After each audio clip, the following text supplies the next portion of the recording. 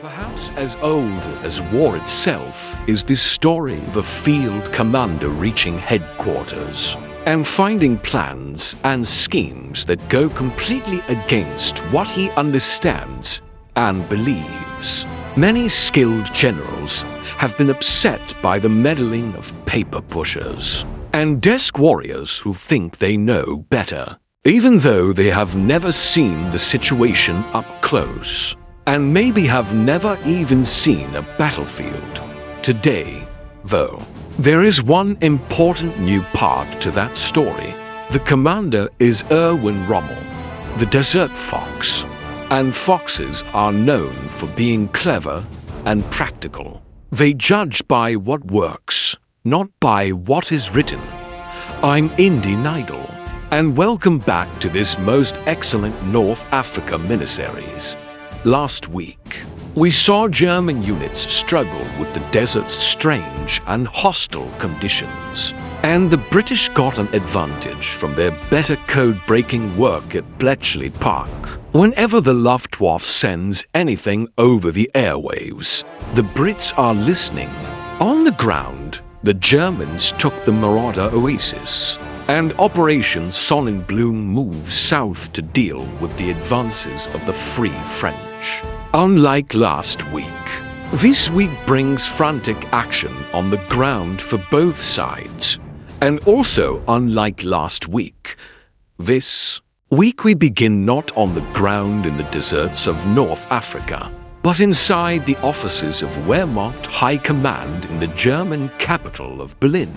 Rommel arrives there on the 19th as the week begins and is set to meet a real who's who of the Nazi war machine, Adolf Hitler himself, Commander-in-Chief of the Army Walther von Brauchitsch, and Army Chief of Staff Franz Halder.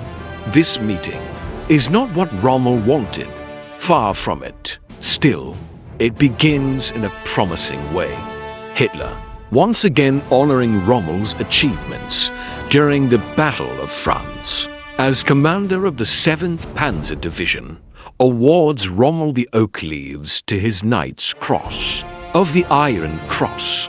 But this is where the pleasantries end. Rommel has made it clear that he believes he needs more strength to push the British out of Africa, and he wants to do it as soon as possible. He supports his view with his strong belief that British strength on the ground is far below Wehrmacht estimates.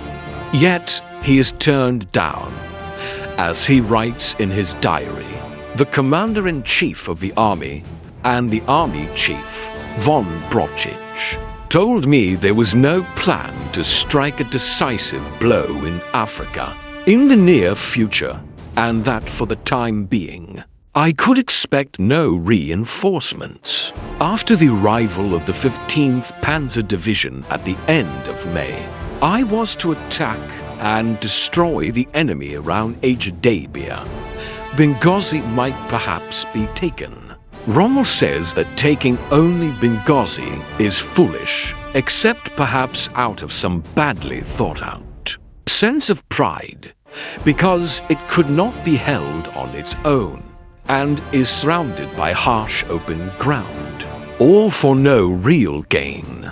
I was not very happy to leave the future of this theater of war to chance.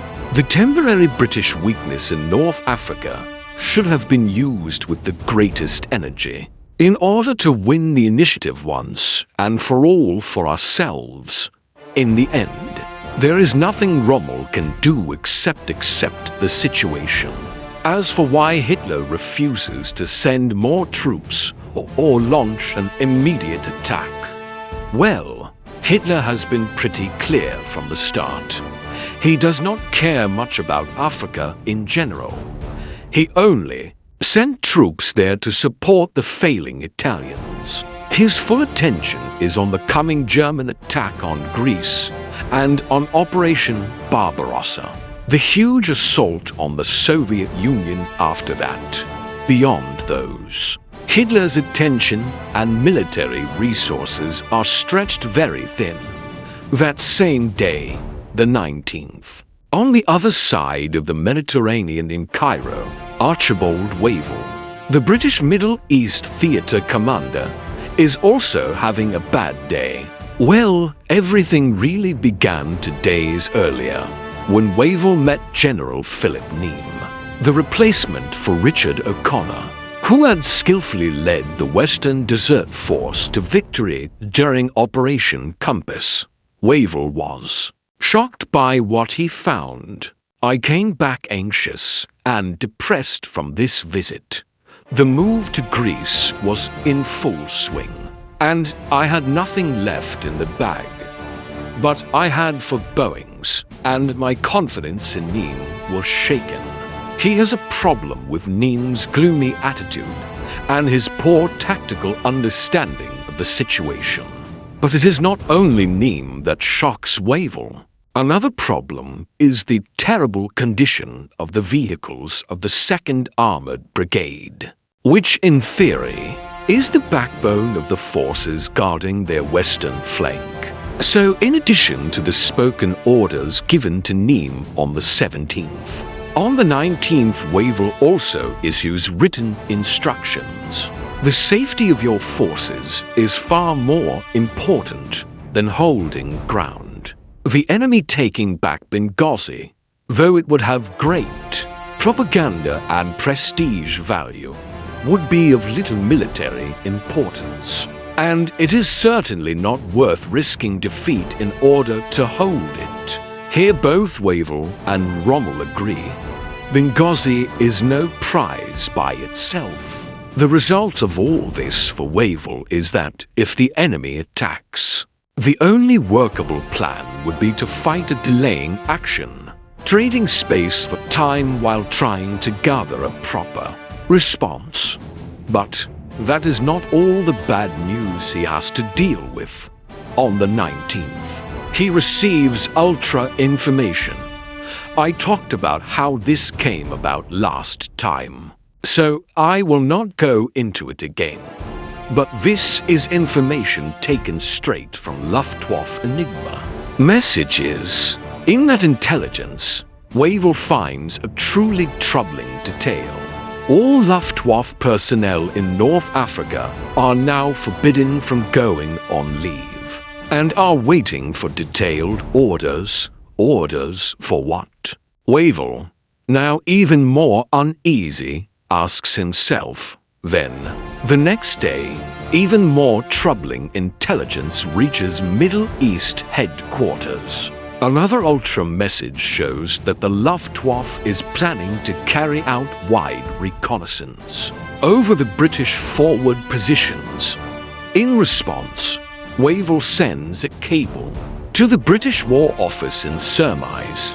Growing enemy strength may point to an early forward move. If our advanced troops are driven from their present positions, there is no good covering positions south of Benghazi, as the country is a dead level plain. Once again, Wavell and Rommel agree about Benghazi. This is also first-hand proof of how useful the direct ultra link is, as Wavell begins to better understand what is brewing on the German side. The final part of his memo to surmise explains, however, that because of the supply and transport problems the Germans are facing, he feels that only a limited advance can be expected from them in the immediate future. While Rommel is making his way back from Berlin and Wavell is waiting nervously in Cairo, time does not stop on the ground in North Africa. Here the week begins, as many others have lately, with more German troops landing at the port of Tripoli. From the 19th to the 23rd, the remnants of the 5th Light Division reach their destination. Remnants such as the 1st Battery of the 75th Artillery Regiment and its 1st Signal Company, or parts of Panzerjäger Battalion 605. What matters is that by now almost all of the units on the ground have reached the zone of operations, like the 1st and 2nd Battalions of the 5th Panzer Regiment. The Italian Riot Tank Division has also received its battalion of new M13 40ths Italian medium tanks. The Italian Brescia Infantry Division arrives at the northern sector edge at Sebha el Kira, freeing the 39th Tank Hunter Battalion for other duties. In the air, on the 20th and 21st, Commonwealth airmen are faced with a frightening rumor spreading around. On both days, the crew of a Blenheim from 55 Squadron reports seeing a Bf-109 in the skies. Over North Africa, this is very unlikely since Jagjeshwara 27 has not arrived yet. But whether it is real or imagined does not matter. The effect is very real. RAF and RAAF pilots now have to accept that sooner or later they may meet the most capable German fighter here. Both air forces are busy. Both carry out several bombing runs. Tripoli is bombed many times. The Italians and Germans return the favor by bombing the port of Benghazi. The British also bombed the Afrika Korps Command headquarters at Sirte, hitting a field hospital in the process and causing to German casualties. But bombing runs are not the only thing they are doing. Both air forces also carry out ground attacks. German planes strafe Commonwealth columns east of Mersa Briga on the 22nd. And Commonwealth planes attack Axis forces in the oasis of Marada that same day. While Rommel is away, there is also the end of a month-long siege that brings an Allied, or more exactly Australian, victory. The oasis of Jarabib has been the last major Libyan oasis in Italian hands. Jarabib is closer to Siwa in Egypt than to the current Italian and German positions, though it is only about 65 kilometers from the Egyptian border. The oasis is heavily fortified, and Major Salvatore Costogna has 2,000 men under his command to hold it until the Italians can hopefully send reinforcements. Since last December, Costogna and his men have been doing just that, fighting off the squadron. 6th Divisional Cavalry Regiment, Australian Imperial Force, since January 21st, when Tobruk fell to O'Connor as Western Desert Force during Operation Compass. The situation of the Italians stationed there has only gotten worse. By early March, Costogna's fighting strength is down to about 1,500. Still, these remaining men hold on to hopes of relief or victory, as one Italian prisoner tells the Australians on March 1st. Even though the daily rations have been cut to 1 biscuit and 1 small tin of bully beef, there is no talk of surrender, with the commandant urging them on to fight to the end. The deadlock continues through the first 2 weeks of March. But now things change. George Wooten, commander of the 18th Australian Brigade, has arrived to finish the job. Wooten is working on a very tight schedule. His unit is to leave for Greece and is expected back in Alexandria in 10 days. What is more, they cannot count on any air or armored support, because there is not a single plane or tank to spare. Well, the Australians make their opening move on the 19th, securing key positions for the coming main attack. That night at 2 a.m., the Italians launch a local counterattack, killing 1 soldier and wounding 7 more. But this is too little, too late. Starved of food and ammunition, they cannot put up a proper fight. At 5:15 a.m. on the 21st, In the middle of a fierce sandstorm, the main assault begins.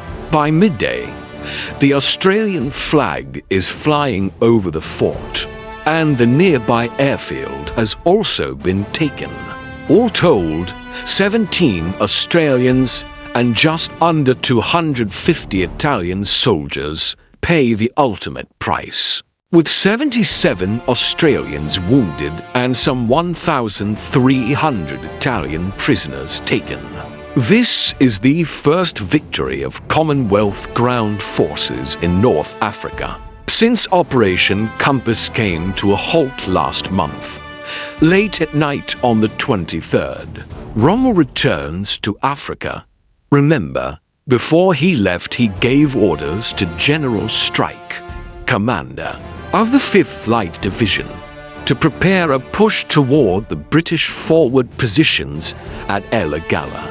This goes against the spirit of Rommel's orders from Hitler, though technically it is allowed.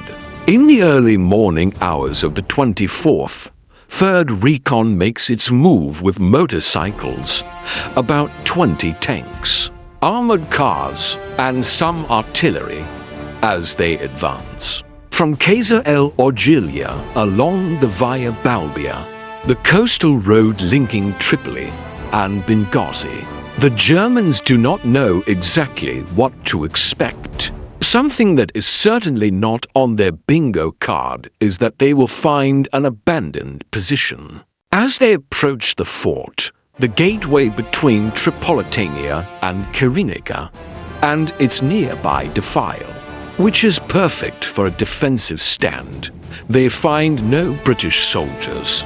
Well, yes, the Germans have noticed that the British have begun pulling back and gathering their forces around Mersa Briga. But this is unusual. Why would they simply give up such an important position, including an airstrip and a well? It turns out the British have not decided to abandon the position. Well, sort of. And then again, not really. Confusing, right? I think a good way to describe it would be selective abandonment. Let me explain. Scouting and screening no man's land, with the fort right on its edge, is the job of the 1st King's Dragoon Guards, an armored car regiment stationed about 3 kilometers east of Mersa Briga. They also have some anti-aircraft and anti-tank guns with them. Usually, 2 patrols are sent out, a northern one in the El Agala area and a southern one around Matretin and Jofra, each made up of an armored car and an anti-tank gun. What the Dragoons do not have is any infantry, which makes them feel that staying at the fort overnight would leave them too exposed until the 20th. The routine was for the guards to creep up to the fort in their Marmon Harrington armored cars at first light and take positions on the nearby hills, then return to their headquarters at Mersa Briga at dusk. A somewhat risky setup since, you know, the enemy could attack at night, right? British command shared that view, which is why on the 20th the decision is made to send a platoon of the 1st Tower Hamlets Rifles, led by Lieutenant Cope, to guard the fort at night. Cope, however, after looking over the area, suggests a different plan. He believes that the patrol should be placed south of the fort to stop the enemy from coming in. From that direction, the higher-ups say, "Okay, do that then." So Cope takes his platoon there on the night of the 21st. Then, though, the Dragoons and the Hamlets come up with another idea. The ground west of the fort, flanking the defile, is perfect for an ambush, so why not prepare one? Good plan, say the higher-ups, and the ambush is to be set up on the morning of the 24th. For this, to groups from the 1st King's Dragoon Guards, each a small armored car detachment, some 30 men, and a few anti-tank guns, are to work with Cope. So, on the night of the 23rd to the 24th, these men spend the night about 1 kilometer west of the fort, ready to set up the ambush the next morning. This, my friends, is what you call bad timing. At about 6 a.m., Cope is supposed to scout the fort, signal that it is clear, and then the rest of the men are to move up. Cope does as he is ordered and, together with some dragoons under Lieutenant Williams, drives up to the fort. Still, a little way off, Cope gets out and goes on by foot. Then he suddenly stops. C Squadron's diarist describes what happens next. He's shot to and ran for his life, reaching his truck to get away in a hail of bullets. Before Williams can even understand what has just happened, he sees tanks coming from the south. And then his car comes under fire from artillery close to the fort. Now he realizes the fort is not clear. However, this is not Williams's first rodeo, so he reacts fast. He pulls his armored car behind a mound and waits. Then a German armored car comes over the rise straight ahead. Good thing Williams has the one self-propelled anti-tank gun with him, ready and waiting. In a flash, the enemy car is blown open, but the Australian gunner is killed by small arms fire from the Germans. Williams knows he must pull back, especially when a report comes in from another Dragoon troop that about 10 tanks and 20 armored vehicles have also been seen east of the fort. The Commonwealth troops must accept that the fort of Eligala, the airstrip, and the well are now in German hands. As the diarist of the first Tower Hamlets sarcastically records, this rather altered arrangements, and he is correct. British command reacts at once.